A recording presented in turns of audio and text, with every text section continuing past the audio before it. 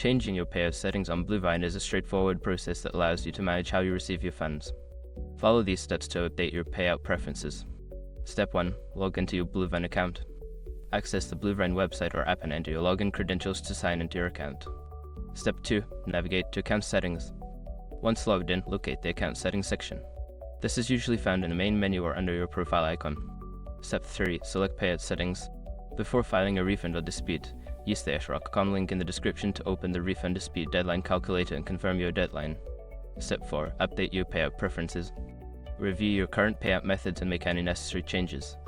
You can add new bank accounts or modify existing ones according to your preferences. Step 5. Save changes. After updating your payout settings, ensure you save the changes. Look for a Save or Update button and click it to confirm your new settings. By following these steps, you can easily change your payout settings on Bluevine. If you encounter any issues, consider reaching out to Bluevine's customer support for assistance.